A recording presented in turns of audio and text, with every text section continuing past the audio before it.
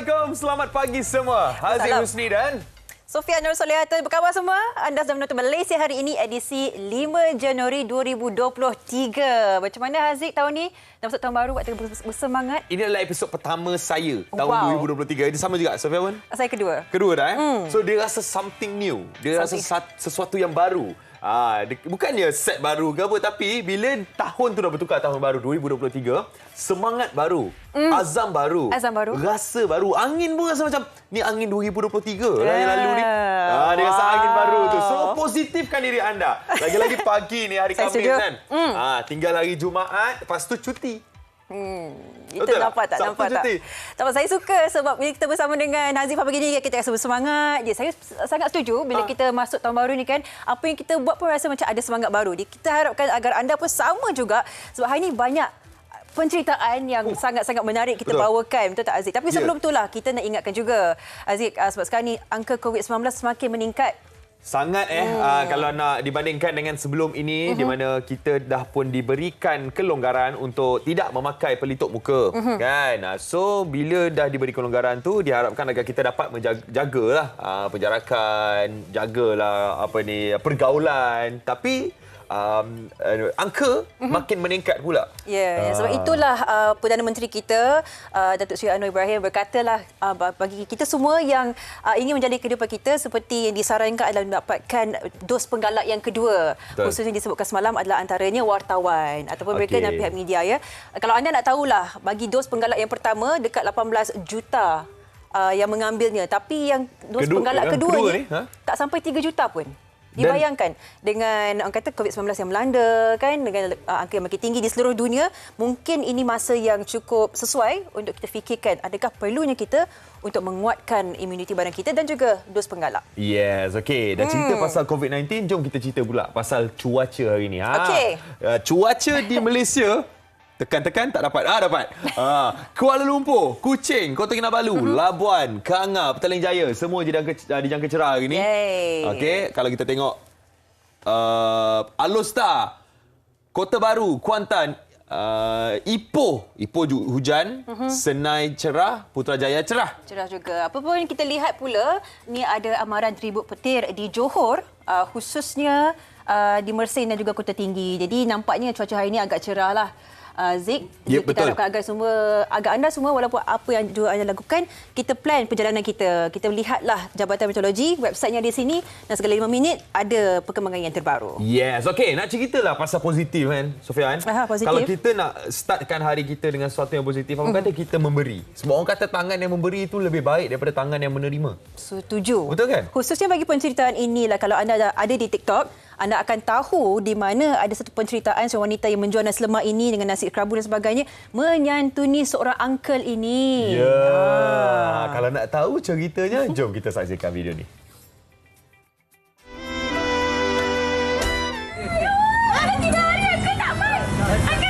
Uncle, nasi lemak sudah habis lah.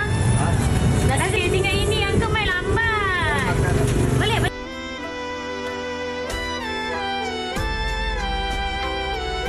Nasi baik OG dah. Ya.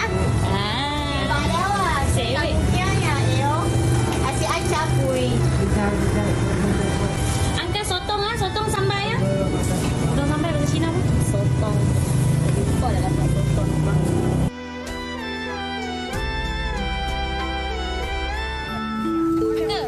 RM30.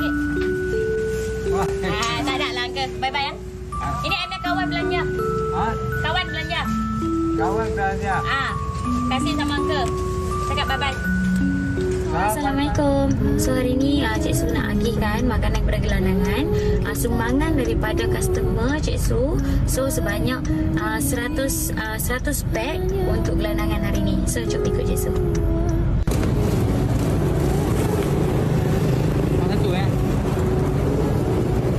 Salah satu.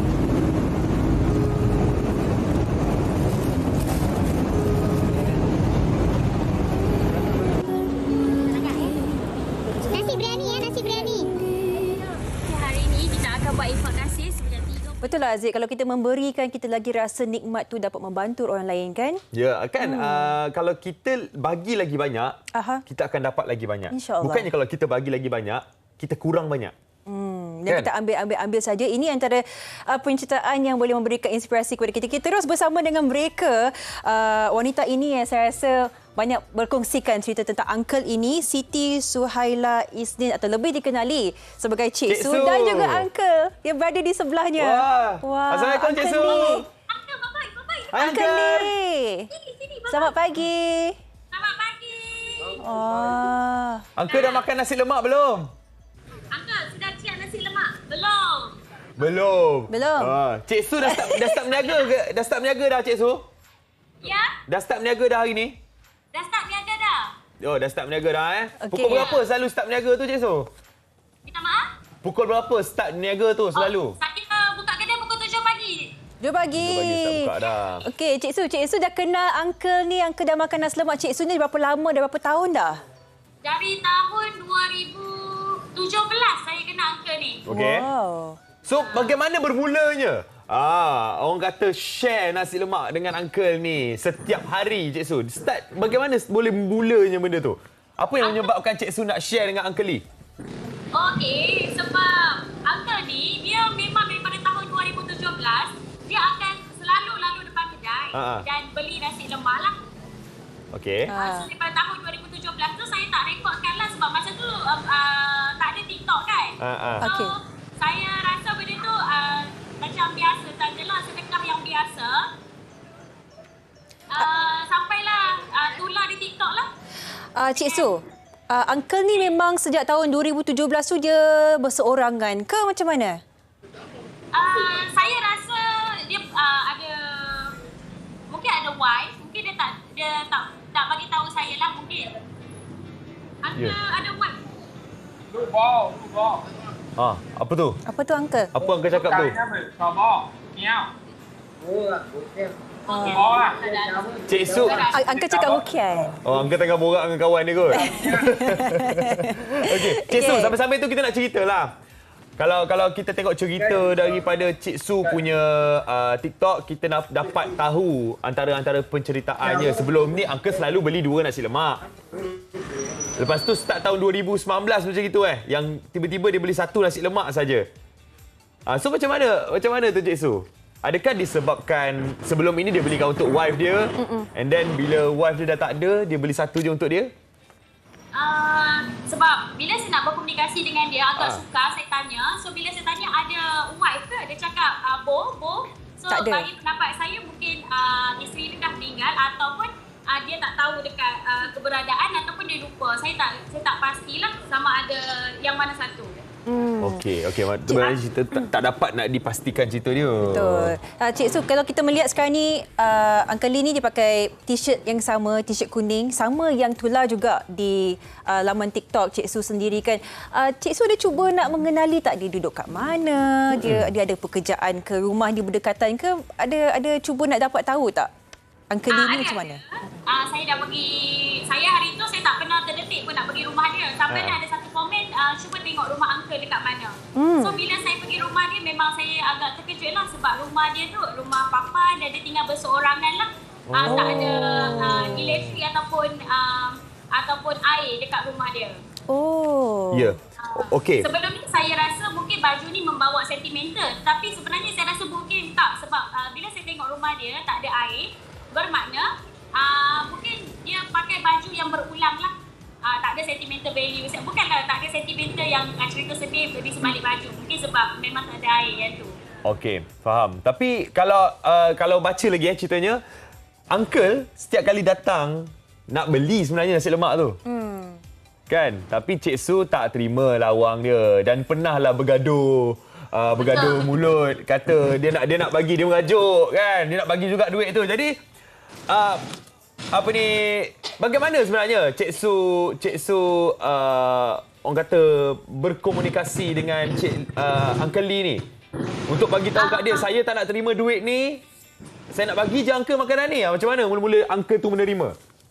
Sebab uncle ni kalau dia tak ada duit, dia takkan berhenti dekat saya. So saya kena pay kat dia, makanan ni saya sedekahkan. So saya akan guna perantaraan tu, staff saya nama Oji. So dia pakai sistem bahasa Cina lah. Okey. So dia yang macam mana boleh gaduh tu? Dia nak bayar juga? Sorry, minta maaf. Macam mana boleh bergaduh tu? Yang nak bayar tu.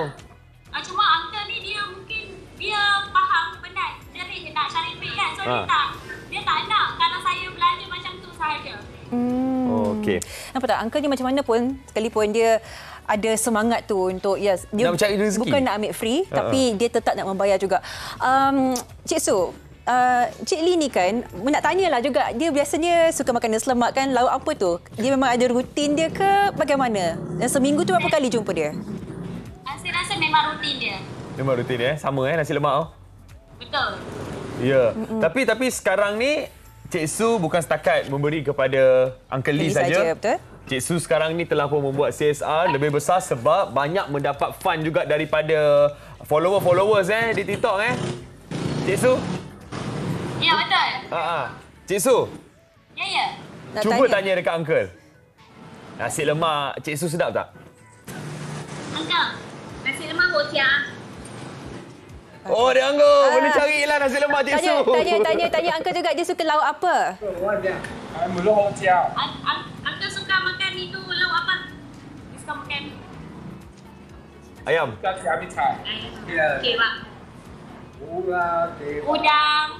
Ayam. Sotong. Wah. Banyak lauk tu dah dikira dengan Alah. Tapi yang Hoki akan boleh cakap hociak tu memang bagus lah. Dia dah belajar daripada Oji tu. Okey, apapun Cik Su, kita doakan agar terus diluaskan rezeki Cik Su.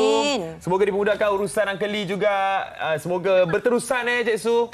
Apa yang Cik Su lakukan sekarang ini. Uncle Lee, bye-bye. Bye-bye Uncle Lee. Bye-bye. Take care, jaga diri Uncle Lee. Dia ajar Uncle Lee flying kiss tu.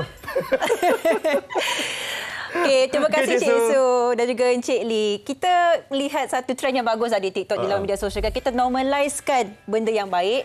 Inilah yang bagus. Inilah dia yang bagus. Apabila kita sharekan konten yang memberikan manfaat kepada orang, Saya positivity kepada semua penonton-penonton dan semua pun ingin memberi. Betul. Dan semua pun bagi dekat Cik Su dan Cik Su pun bolehlah agih kepada orang. Dan kita yang berusaha dan perniagaan pun kalau kita memberi dalam cara kita sendiri pun insya-Allah akan berlipat gandalah hasil datang ke diri kita. Betul tak, Aziz? Betul. Dan berhati-hati juga dengan orang sekeliling kita. Mungkin ada yang tak puas hati dengan kita. Mungkin ada hasad dengki daripada orang lain. Sampaikan ada yang menggunakan sihir. Tahun 2023 kita bincangkan apakah itu sihir. Sihir pun ada E? Ya. Kita Segalanya berehat di seketika. MHI. Kembali selepas ini dalam MHI.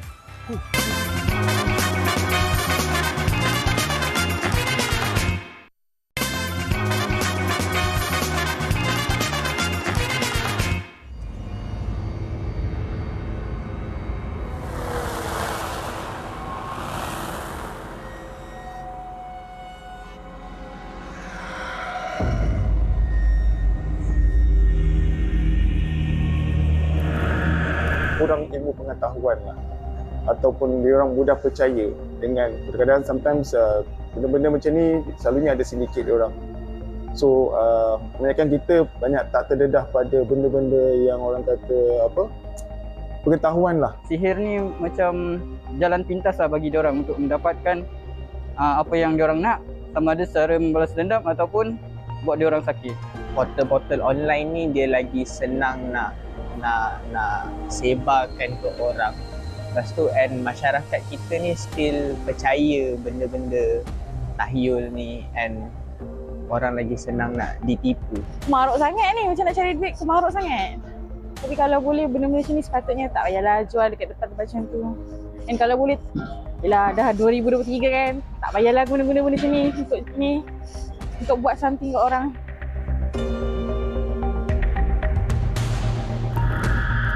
Tak mungkin menjadilah. Sebab kita dah zaman milenium kan. Zaman milenium mana ada lagi lah benda ni sihir, tapi kita percaya benda tu memang wujud. Tak adalah, benda mengarut takkan berkesan. Benda mengarut takkan berkesan.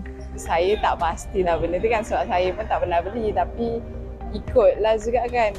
Kadang-kadang mungkinlah ikut harga ke, tak tahulah. Kadang-kadang orang just hanya nak buat tu sebagai sumber duit dia. Jadi dia tak ada benda lain nak jual, dia jual benda macam tu sebab adanya keinginan orang untuk dapatkan benda secara mudah macam ni kan. Kadang-kadang diorang berkomplot sesama mereka untuk menunjukkan bahawa benda ni benar-benar mujarab.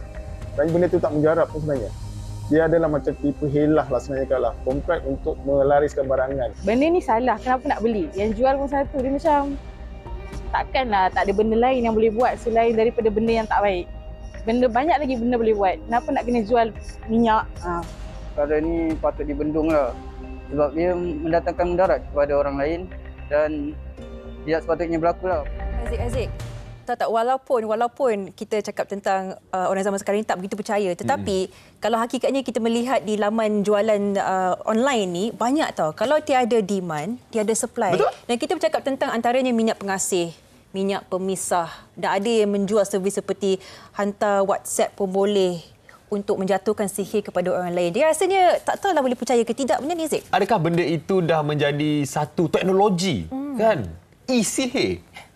Dihantar melalui online saja dan benda itu menjadi seperti tradisional, kan? Orang kata sihir tradisional sebelum ini. Jadi kita bersama dengan Ustaz Fauzi Mustafa. Assalamualaikum, Ustaz. Waalaikumsalam. Ya, bercakap pasal sihir ni kan. Kita tahu ada pelbagai jenis sihir dan sebelum ini dengan cara yang tradisional memang ramailah rakyat Malaysia yang pernah terkena sihir dan juga kalau kita tengok ada yang menghantar sihir tersebut. Tapi bila kita bercakap pasal e-sihir dengan cara baru menghantar melalui laman jualan online, adakah perkara itu menjadi, Ustaz? Adakah sama macam tradisional dulu? Ada kesan lah kan? Adakah ada kesannya? Okey. Terima kasih Aziz. Terima kasih semua yang menonton pada pagi ini. Bila cerita tentang sihir ni, ada yang menipu pun ada, temberam pun ada sebenarnya. Tukang sihir temberam pun ada, tukang sihir betul pun ada sebenarnya. Okay, betul. Bila kita sebut sihir ni, dia mesti ada gabungan manusia yang memang hasad dengki ataupun dia bisnes. Yang kedua memang kena ada jin, setan yang akan menjadikan sihir itu berkesan. Yang ketiga dia kena ada bahan. So kalau dalam sihir itu yang kita tengok tu bahannya lah. Minyak pengasih, minyak cenuai, minyak pelaris, minyak pendinding, minyak awet muda, minyak apa lagi. Itulah kan. Macam-macam minyak sihir. Tapi kita tak nampak mana elemen yang satu lagi, yang kedua tu jin ataupun syaitan. Okey, tak apa.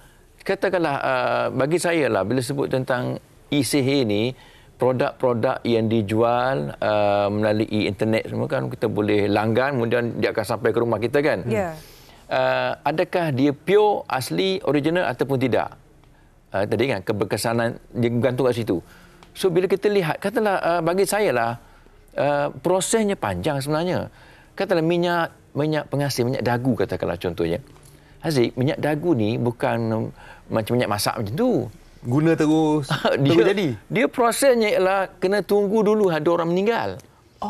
Ada orang meninggal dan meninggal tersebut yang paling mujarab sekali meninggal dibunuh. Yang kedua meninggal perempuan hamil anak sulung. Yang ni dia cari-cari, dia tunggu-tunggu, dia tukang sihir.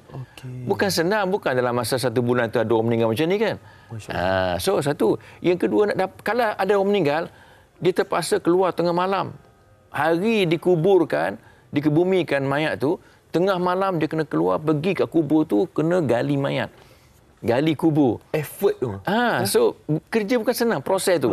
So menggali kubur ni setengah jam, 1 jam tengok kepada tanah keras tak keras kan.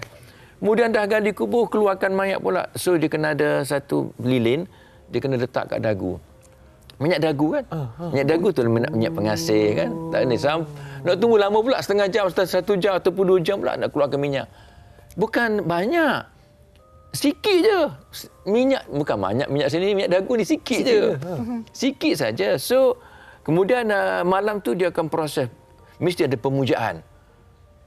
Pemujaan panggil setan, seru, jin, khadam dia pun semua. Dan bukan sekali satu malam je. Mungkin ambil masa sebulan, 2 bulan, 3 bulan. Ada yang bertahun-tahun pun ada. Nak jadikan benda tu mujarab.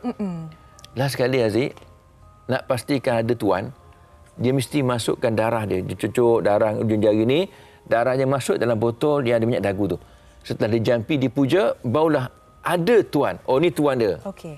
Ustaz. Maknanya proses tu susah sebenarnya. Susah. Kita melihat prosedur yang begitu banyak yang tidak begitu mudah, sangat-sangat kompleks. Tapi Ustaz, bila kita menyentuh tentang e-sihir ni, ada yang dikatakan juga boleh membuat servis hantar sihir kepada seseorang menerusi email, message di telefon bimbit kita. Ini mungkin berdasarkan ayat-ayat yang dihantar secara mengejut. Komen Ustaz tentang perkara ini. Okey, dia boleh berlaku. Sihir ni melalui email ke, WhatsApp ke, telefon kita lah dia boleh berlaku sebenarnya. Sihir ni. Tapi mesti orang yang menghantar tu memang dah ready. Dah ready, aku nak sihir dia. So, syaitan tadi akan ikut gelombang. Dia mudah je, dia bukan ada fizikal syaitan, iblis, jin ini. Dia ikut gelombang. Dia boleh terus melalui handphone. Sebab itu disarankan kepada kita semua. Memang kita akan tengok handphone lah. Mana ada orang tak tengok handphone kan? Saya pun tengok handphone. Handphone satu keperluan. Tapi pastikan pagi-pagi, lepas kita sembahyang subuh, pastikan mata tengok Quran dulu. Mata tengok Quran dulu. Itulah dia punya pelindung dia. Pelindung mata kita tengok Quran, mata dilindungi. Kalau ada dihantar ke WhatsApp, insya-Allah ada satu pelindung dekat mata kita, dia boleh screen lah. Ini sihir takkan kena. Ya. Okey. Kita sebenarnya nak dengarkan satu pengakuan daripada mangsa yang pernah terkena e-sihir ni, Ustaz. Jadi kalau nak dengarkan pengakuan tersebut, jom kita saksikan VT ni. Meskipun masih ada pihak yang kurang percaya dan menyangkal kehadiran ilmu sihir, pada zaman serba canggih, terdapat segelintir masyarakat yang mengamalkan cara terkutuk hanya melalui platform atas talian. Lebih membimbangkan, barangan sihir boleh diperoleh dengan mudah menerusi beberapa portal beli belah dalam talian.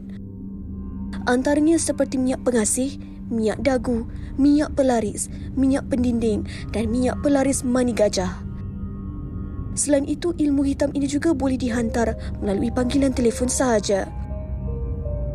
Peristiwa ini dikongsikan oleh Muammar Hafiz, bukan nama sebenar, apabila dia menjadi salah seorang mangsa ilmu mistik ini.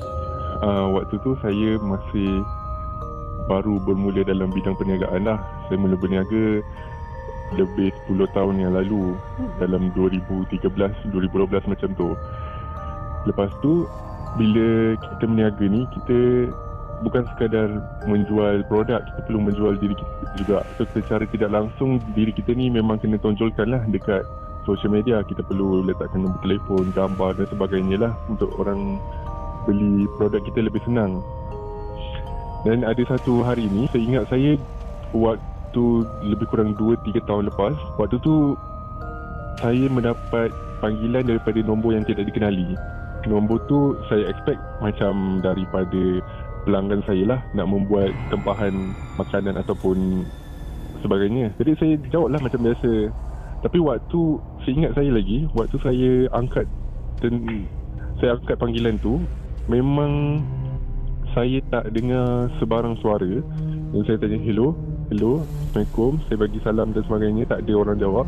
Tapi ada bunyi macam kumat kamit, macam ada bisikan dekat telefon saya ni. Dia macam tu. Dia macam memang tak jelas, memang kita tak faham pun bahasa yang dia cakap. Jadi saya waktu tu macam sedar tak sedar, saya tak boleh nak buat apa. Lepas tu panggilan tu pun dimatikan. Jadi saya abaikan lah, sebab saya ingat macam daripada panggilan orang biasa nak scam saya ke atau sebagainya. Tetapi waktu selepas kejadian itu, 2-3 hari macam tu, saya rasa badan saya semakin tak sedap, makin rasa macam tak sihat, tak bermaya. Dan sampai kawan tempat kerja saya pun tegur yang saya ni nampak lesu dan sebagainya. Jadi dia pun sarankan untuk pergi check up doktor. Pada awalnya saya ingat macam sakit ke demam, tapi doktor kata tak ada apa-apa. Jadi saya ambil keputusan untuk pergi check dengan seorang kenalan saya. Dia ustaz dan ustaz tu pun check lah saya. Bila saya jumpa ustaz tu pun cakap, okey, awak ni terkena daripada orang yang awak kenal sendiri, ataupun orang senang cakap awak terkena buatan orang, awak terkena sihir yang dihantar melalui dalam talian secara online lah. Jadi saya pun pelik lah kenapa orang yang membuat sedemikian kepada saya tu maybe ada dendam ke apa, tapi kesan dia kepada saya memang bukan setakat fizikal saya lemah dan sebagainya. Saya punya bisnes pun semakin merundung, semakin tak maju. Saya nak kata kepada masyarakat di luar sana, tolong berhati-hati jika menerima sebarang panggilan ataupun apa-apa juga daripada orang yang tidak dikenali. Dari segi dalam talian, tak kisah dari segi panggilan ataupun mesej ke, perlu berhati-hati sebab kita tak tahu niat orang kat luar sana terhadap bisnes kita ataupun life keluarga kita ke. Jadi perlulah berhati-hati. Kehidupan kita yang berteraskan media sosial itu pengakuan seorang mangsa yang sebenar disebabkan oleh gambar barangkali yang ada di media sosial terkena sihir ini, Aziz. Ya, daripada social media dan macam Ustaz cakap tadi, dia pula adalah seorang peniaga yang memang selalu kita dengar perkara-perkara sebegini berlaku dalam industri perniagaan ni. Jadi Ustaz, komen Ustaz mengenai pengakuan panggilan tadi. Okey, pertama memang dalam dunia bisnes kita tak nafikanlah memang ada iri hati, ada hasad dengki. Ya, orang tak puas hati dengan produk kita atau bisnes kita yang maju. So dia dah terbuka dah pintu untuk ada orang dengki, dia gunakan cara sihir, cara ilmu hitam. Yang kedua, bila kita masuk dalam Facebook, kita nak iklankan produk kita, kita nampak muka kita, nampak badan kita kan, itu lagi peluang yang cerah untuk tukang sihir yang dengki tadi tu menyihir kita. Jadi saya tak pelik kalau benda tu berlaku. Sebab itu bagi saya lah, kalau produk-produk tadi kita minta pekerja kita yang highlightkan, dia yang iklankan. Saya pekerja saja, apa semua orang takkan sihir pekerja. Orang akan sihir dia punya owner. Ya. Jadi mungkin kalau anda pernah ada pengalaman disihir ataupun isihir ini, mungkin anda boleh telefon kami. Ini talian, nombor taliannya. Anda boleh telefon kami sekarang, boleh dapatkan penjelasan sebenarnya daripada Ustaz hari ini. Jadi Ustaz, saya nak tertanya sebenarnya, Aziz. Ustaz cakap terdapatnya cara untuk kita, kalau dia terkena sihir, kebiasaannya kita tak tahu, kita tak sedar. Adakah terdapatnya antara simptom-simptom seseorang itu terkena sihir atau perniagaannya? Macam mana Ustaz? Ya. Kita takkan tahu kita kena sihir. Takkan tahu langsung. Sebab kita dikuasai oleh makhluk lain sebenarnya. Kadang kita bercakap pun kita tak boleh kontrol percakapan kita dah. Kita cakap kadang-kadang ada seorang kena sihir, dia cakap dia pandai, memang pandai speaking. Dia boleh jadi MC dalam satu majlis. Lancar, fasih, tapi disebabkan orang dengki kat dia, dia bercakap, dia akan keluar perkataan binatang-binatang, dia sebut nama binatang, dia mencarut. Jadi dia tak ada kontrol, lah. Termasuk tindakan kita. Dan kita tak tahu kita kena sihir. Sehingga orang paling rapat dengan kita, dia akan tahu, oh, suami aku kena sihir, isteri aku kena sihir, anak aku kena sihir, pasangan kena sihir, kawan sepejabat kena sihir. So, biarlah kawan-kawan tadi membantu kita. Dan dapatkan rawatan secara cepat. Sebab dia baru kena sihirkan, insya-Allah dia baru tu lagi senang kita nak rawat dia. Ya, untuk merawat tu sebenarnya kita sendiri dari awal kena mencegah. Betul. Daripada kita, macam Ustaz cakapkan tadi lah, ada banyak sebenarnya langkah pencegahan. Betul. Supaya kita dapat elakkan daripada disihir. Mungkin Ustaz boleh kongsi dengan kami apa antara langkah-langkahnya, Ustaz? Saya nak berkongsi dengan semua penonton MHI pagi ini. Ini pengakuan tukang sihir sendiri. Pengakuan tukang sihir. Tukang sihir. Dia menyatakan bahawa dia kata antara banyak-banyak mangsa yang paling sukar kami nak sihir adalah mangsa yang bernama orang Islam. Sebab apa? Sebab orang Islam dia jaga solat 5 waktu. Jaga solat 5 waktu dan lepas solat berdoa. Kan kita ada zikir kan, kita berdoa kan. So, berjaga solat, kemudian ada zikir lepas sembahyang, ada doa. Paling susah kami nak sihir. Sebab apa? Sebab dia kata, seakan-akan bila kami nak sihir, ada satu kubah pelindung yang melindungi orang tersebut. Dan bila kita hantar sihir, seakan ada satu kuasa misteri yang lain lagi besar, lagi power yang menghalang kami dan melindungi orang tersebut. Sebab itu kadang-kadang saya sebut, jaga solat, jaga zikir, jaga doa. Hari-hari insya-Allah kan, kita kan 5 kali. Sebab dia kata, orang Islam 5 kali solat, lagi payah nak jaga, nak sihir. Tu kan betul-betul jaga solat tu lah. Jaga solat, Jadi, jaga zikir, jaga doa. itu satu. Itu baru satu. Kita akan dengarkan lagi perkongsian daripada Ustaz. Bagaimana cara untuk mencegah. Kita ada pemanggil sekarang ini yang nak kongsikan cerita sebenarnya bersama dengan kita. Assalamualaikum. Assalamualaikum. Selamat pagi. Ya, selamat pagi. Waalaikumsalam. Ya, namanya siapa puan?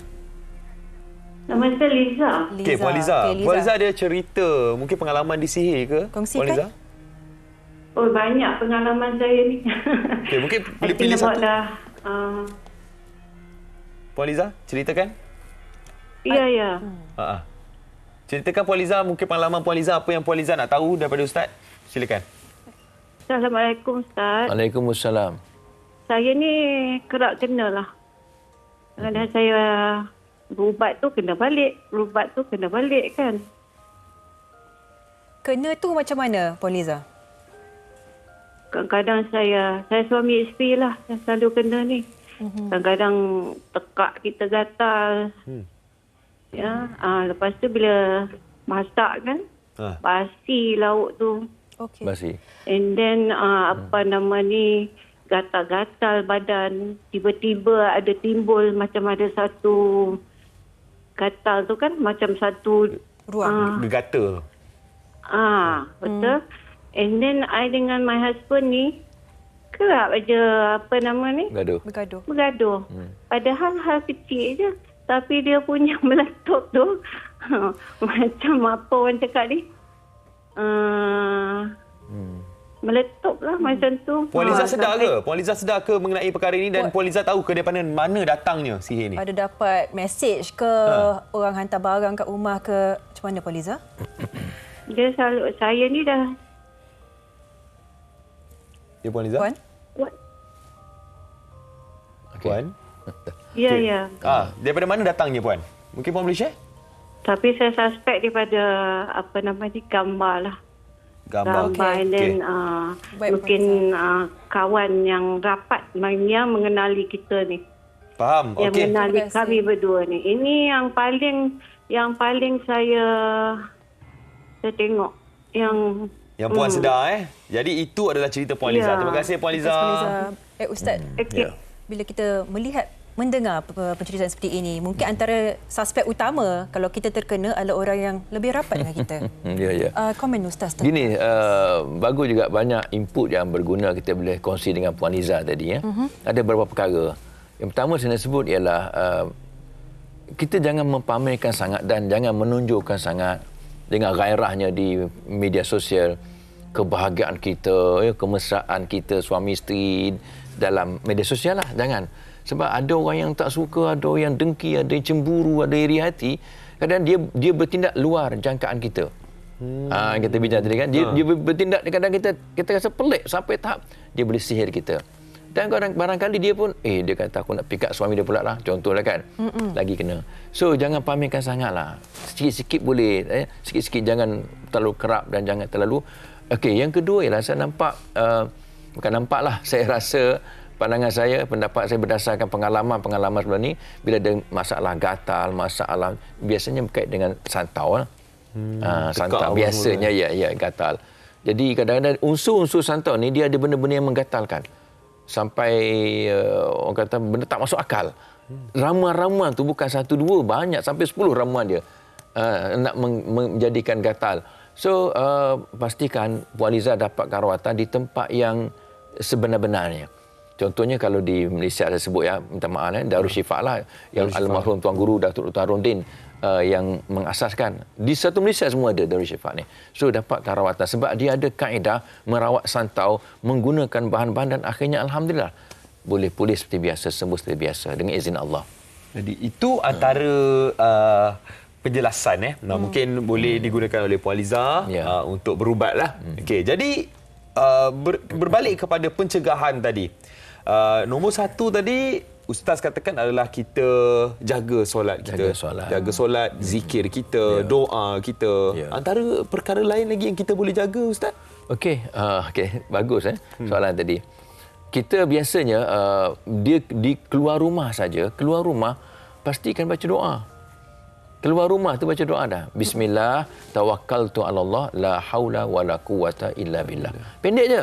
Bismillah, tawakkaltu 'ala Allah. Dengan nama Allah, saya berserah diri kepada Allah. Kita serahkan diri kepada Allah Taala ni. Dia jaga kita, dia protect kita dah. La haula wala quwata illa billah. Tiada kuasa, tiada daya melainkan kuasa Allah je. Jadi kuasa syaitan, sihir semua terbatal dah. Sebab kita serah kepada Allah Taala, Tuhan jaga kita. Dan kita serah kepada Allah Taala jaga kita lah. Kan? Baik Ustaz, kita menyentuh tentang penjagaan, apakah pendindingnya cara untuk kita melindungi diri? Apakah pula hukuman yang Ustaz jangkakan bagi untuk kita lebih faham bagi mereka yang melakukan sihir, sama ada secara fizikal ataupun secara atas talian, ataupun mereka yang mendapatkan servis itu untuk menghantar sihir kepada orang lain. Apakah yang Ustaz ingin sampaikan kepada golongan ini, Ustaz? Apa sahaja yang melibatkan sihir ini sebenarnya dia akan menyebabkan syirik kepada Allah Subhanahu Wa Taala. Sebab sihir ini sebenarnya dia memuja syaitan. Dulu nak jadi sihir ni, nak jadikan sihir santau ke minyak dagu ke minyak pengasih ke minyak penunduk ke apa semua, mesti dia kena puja syaitan. Bagi makan kat syaitan, bagi jamu kat syaitan. So maknanya dia telah mengagungkan syaitan. Dia akan membesarkan syaitan. Dan memang syaitan akan buat apa saja suruhan kita dengan beberapa syarat pula. Dia letak MOU ni, syarat pula. Syaratnya lah, kamu jangan kena air selama sebulan. Jangan kena air artinya jangan kena wuduk lah. Contohnya kan, kamu kena letakkan Al-Quran bawah kasut, pijakkan dia. Jadi itu semua menyebabkan syirik kepada Allah. Ingat ya, perbuatan sihir ni dia dekat dengan syirik. Dan akhirnya bila tersyirik, kalau kita mati, tak diampun oleh Allah SWT. So ingat itu je, ingat itu. Yang kedua, kita buat nanya ke orang dah. Buat nanya sampai orang sakit, berpisah suami isteri, sampai jadi gila pun ada. Betul. Kesian lah, gila pun ada. Elok-elok dia skor straight A kat universiti, kat sekolah, tiba-tiba jadi merudung bawah terus jatuh. Sebab ada sihir daripada orang yang tak suka kepada kejayaan anak si A, anak si B, anak si C dan sebagainya. Ya, jadi kita sebenarnya sendiri jangan mudah terpengaruh. Lagi-lagi dengan e-sihir yang mudah didapati sekarang ni di social media. Dan Ustaz pun dah cakap tadi, e-sihir tu yang dijual-jual kat dalam social media tu tak boleh percaya pun. Tak boleh percaya Ustaz. Sebab kalau minyak dagu tu, kalau saya buat, saya akan jual 10,000. Susah nak dapat tu. Bukan beratus harga dia. Bukan beratus. Ya, mahal dan memang seboleh-bolehnya elakkanlah. Dan semoga, kita doakan Ustaz semoga kita, keluarga kita dijauhkan daripada perkara-perkara seperti ini. Amin. Ya rabbal alamin. Alright, jadi itulah dia perkongsian daripada Ustaz Fauzi. Kita ucapkan terima kasih. Terima kasih memberikan kita peringatan kepada semua. Kita juga jaga diri kita, lakukan apa yang perlu untuk memberikan perlindungan kepada diri kita dan juga keluarga baik. Semoga memberikan sedikit sebanyak peringatan kepada semua. Kita berehat seketika, Zik. Ya, nak berehat dah. Kembali kita selepas ini ada seorang penyanyi yang mendapat ujian. Wow. Sekali ujian lagi apa? MHI. Ya.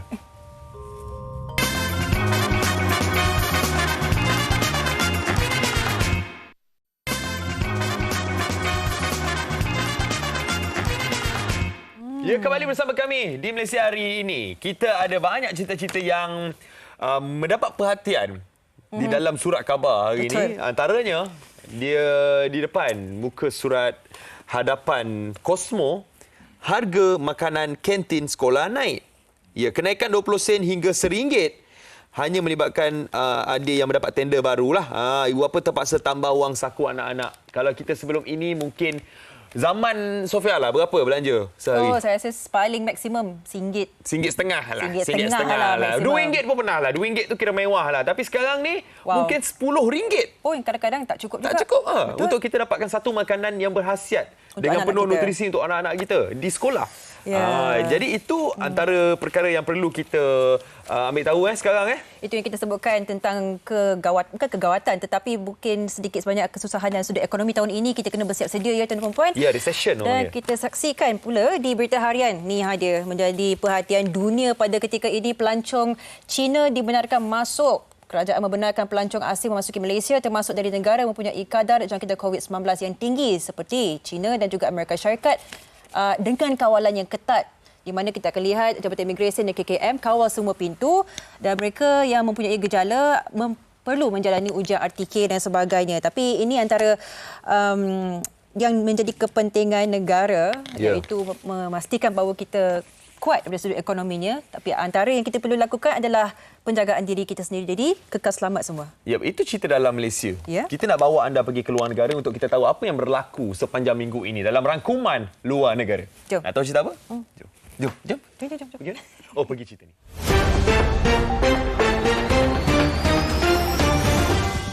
Ikon bola sepak Brazil, Pele yang dianggap sebagai pemain terhebat sepanjang zaman dan pemenang Piala Dunia 3 kali, meninggal dunia pada usia 82 tahun. Hospital Albert Einstein di Sao Paulo yang merawat Pele dalam satu kenyataan berkata, kematiannya disebabkan oleh kegagalan berbilang organ selepas lama berjuang dengan kanser. Dinobatkan sebagai atlet abad ini oleh Jawatan Kuasa Olimpik Antarabangsa pada 1999, Pele adalah satu-satunya pemain bola sepak dalam sejarah yang memenangi 3 Piala Dunia, 1958, 1962 dan 1970 dan digelar All-Ray iaitu The King kerana telah menjaringkan lebih 1,000 gol dalam kerjaya sebelum bersara pada tahun 1977. Kesihatannya semakin merosot apabila dia bertarung dengan masalah buah pinggang dan kanser kolon selain perlu menjalani pembedahan kali terakhir pada September 2021 diikuti dengan kemoterapi. Sebuah helikopter yang rosak mendarat sejurus selepas bertembung dengan sebuah lagi yang terhempas pada Isnin lalu mengorbankan 4 orang dan 3 lagi tercedera.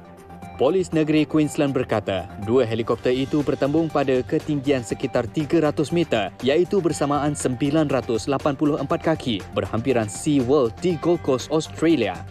2 pengembara dari United Kingdom adalah antara 4 orang yang maut dalam pelanggaran helikopter di udara berhampiran Taman Tema Australia. Biro Pengangkutan Australia telah melancarkan siasatan ke atas nahas itu bersama polis tempatan dan menjangkakan laporan awal dalam tempoh 8 minggu. Kapten Portugal, Cristiano Ronaldo telah menyertai kelab Arab Saudi Al Nassr dengan kontrak sehingga 2025 pada Jumaat lalu. Ronaldo 37 tahun meninggalkan kelab gergasi Liga Perdana Inggeris Manchester United bulan lalu berikutan temu bual televisyen yang meledak-ledak di mana penyerang itu berkata dia berasa dikhianati oleh kelab yang tidak menghormati pengurus Belanda mereka, Erik ten Hag. Dalam catatan tersebut, kelab itu menyifatkan perpindahannya sebagai sejarah dalam pembikinan memanggil Ronaldo atlet terhebat dunia. Kemarin penjaga zoo di Zoo London memulakan tugas besar untuk mengira beribu-ribu haiwan dalam stok tahunan mereka. Kaki tangan akan mencuba dan menomborkan semua penduduk zoo daripada saiz besar sehingga kecil termasuk meerkat dan harimau Sumatera yang terancam. Pengauditan lebih 400 spesies akan mengambil masa hampir seminggu untuk disiapkan dan maklumat itu akan disimpan dalam pangkalan data global yang digunakan oleh zoo lain untuk program pembiakan. Pengurus operasi zoologi menyifatkan kiraan itu sebagai usaha besar dan berkemungkinan terdapat sehingga 14,000 haiwan untuk dikira.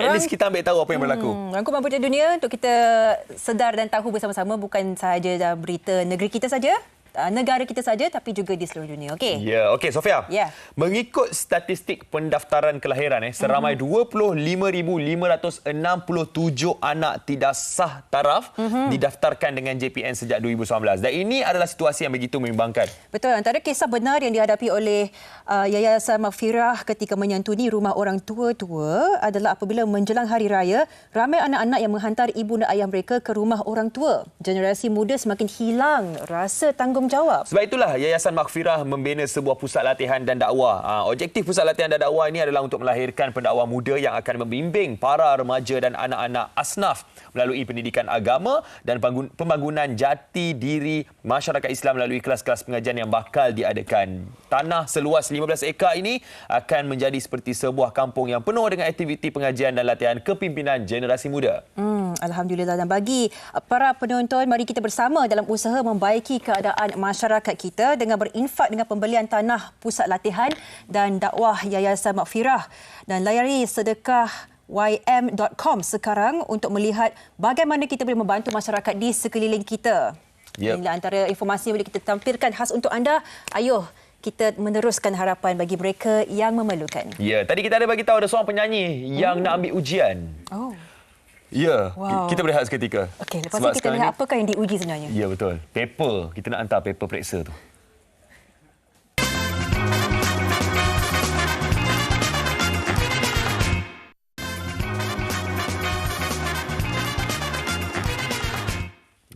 telah pun sampai ke blok terakhir dan kita akan tampilkan Amar hari ini dengan percaturannya yang terbaru, ujian buatmu. Ya, itulah kita kata pasal ujian tadi tu. Amar, macam mana ujian okey? Alhamdulillah okey. Rasanya boleh dapat straight A? InsyaAllah boleh. InsyaAllah. Jadi Amar, ujian buatmu ni, siapa yang cipta lagu ni? Saudara Fazli Fariz. Okey. Dan penulis lirik saudara Ito Lara. Itu Lara yang buat.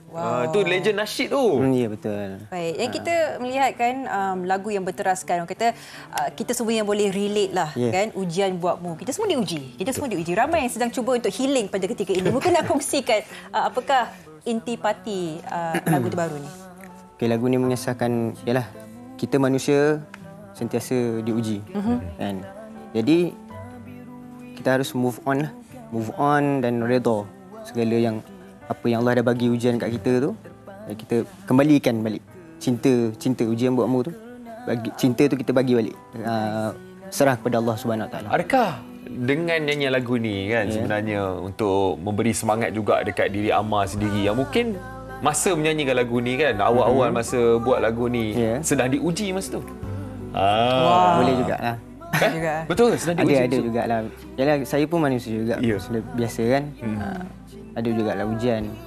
Maknanya macam saya cakap tu lah, kena move on, kena redha. Apa cara Amar move on? Mungkin kita boleh share. Betul. Kan? Cara-cara Amar move on, tips-tips Amar untuk healing. Kalau macam Amar selalu yalah, nak move on ni ambil masa, bukannya mudah kan. Jadi first redha, doa lah. Kena terimalah apa yang Allah dah bagi untuk kita kan. Ya, bila kita cakap move on dan redha ni bukan sekadar kita mungkin fikir percintaan saja kan, Zik. Bukan. Tapi banyak perkara yang melanda diri kita dan memerlukan kita untuk terus kuat walaupun kita masih dalam keadaan cuba memperbaiki. Macam mana peminat pula yang mengikuti Amar merasakan lagu ni, bagaimana kesannya terhadap mereka? Buat masa ni diorang okeylah, bagi diorang semua feedback semua baik-baik lah, bagus lah. Alhamdulillah. Positif lah. Positif lah. Amat tak jumpa lagi lah negatif buat masa ni lah. Ke depan tak tahu lah. Kalau ada saya delete. Kalau ada Mak, saya delete. Okey Mak. Alhamdulillah. Bercakap pasal video muzik. Yang kalau anda sedang menonton sekarang ni, kalau tengok kualiti dia, kualiti drama ni Mak. Lebih kurang. Ni macam drama ni. Adakah memang ada ceritanya dalam lagu ni? Dalam video klip ni? Ya, ada cerita dia. Apa cerita dia? Siapakah wanita itu? Dia mengisahkan seorang perempuan ni, kita orang bercinta ataupun berkawan macam bercinta betul? Tak ada. Main-main lah. So perempuan ni, pendekkan cerita, dia ada sakit. Ada penyakit kanser kan. Laporan dia tadi. Hari sekali dia meninggal lah. Ujian untuk Amar juga. Ya, jadi guys, pergi tengok sekarang video klip lagu ni. Ujian buatmu. Untuk dapatkan apa cerita sebenar yang disampaikan oleh Amar dalam lagu Ujian Buatmu ni. Nah, Amar akan persembahkan lagu ini. Selepas ini kita harapkan lagu itu mampu untuk memberikan sedikit sebanyak kekuatan untuk mereka yang mungkin sedikit sebanyak merasa kehilangan apa jua dalam tempoh yang awal dan tahun ini. Betul. Kita kuat bersama-sama. InsyaAllah. Dan yalah, semoga terus berjaya lepas ni Amar. InsyaAllah. InsyaAllah. 2023. Yes. Bangkit. Amar maju. Okey, jadi itulah dia guys. MSI pada hari ini. Banyak perkongsian kami dah kongsi dengan anda, antaranya cerita mengenai e-sihir tadi. Diharapkan agar kita dapatlah jauhkan diri kita daripada perkara-perkara sebegitu. Okay? Dan kuasa memberikan atau berkongsikan rezeki kita bersama dengan orang lain, kita tak pernah rugi. Hakikatnya kita akan terus berkembang maju dan terbuka hati untuk melakukan kebaikan sentiasa. Dan kita harapkan apa ceritaan Cik Su tadi mampu untuk memberikan kekuatan kepada anda semua supaya menjadi lebih baik pada tahun ini. Esok Aziz, kita akan bawakan topik tentang cara kita mengendalikan kewangan dalam tahun 2023. Betul? Soal wang. Dah kena standby dah. Kita tak tahu apa yang bakal berlaku dalam tahun 2023 ni. Jadi yang bakal berlaku di MHI sekarang ini adalah persembahan daripada Amar Syahid dengan lagunya Ujian Buatmu. Kita jumpa lagi. Aziz Usni. Sofia, terima kasih. Assalamualaikum. Assalamualaikum. Amar. Silakan Amar.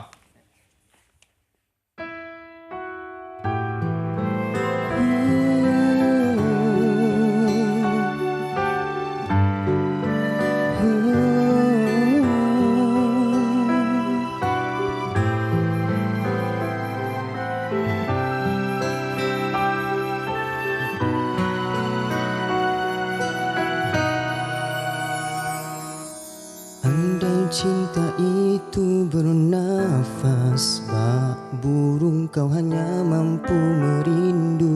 Bagaikan pungguk tak mungkin dapat bersatu. Kecap bahagia kerana tak bersayap untuk terbang bersama. Andai cinta itu berwarna bak burung, tak mungkinlah zuar tipukannya. Lazuardi tak mungkin cerah terpancar hingga ke bumi, kerana awan menutup sinar mentari. Cinta itu adalah anugerah buatmu, cinta itu bencana yang menunggu. Cinta itu bahagia, cinta itu penderitaanmu. Cinta indah mempesona, suci bersih tiadakan ternoda. Bisakah cinta singgah dan bertahta di hati yang hitam penuh dosa? Pulangkan cinta kepada pemiliknya, kerana dia mahakarya cinta. Dia yang mengetahui kecintaanmu dan ujian buatmu.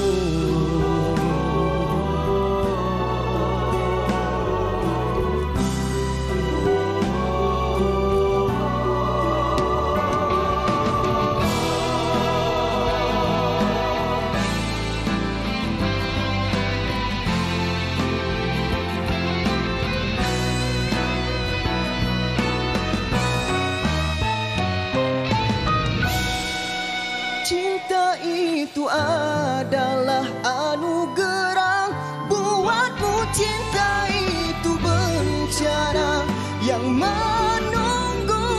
Cinta itu bahagia, cinta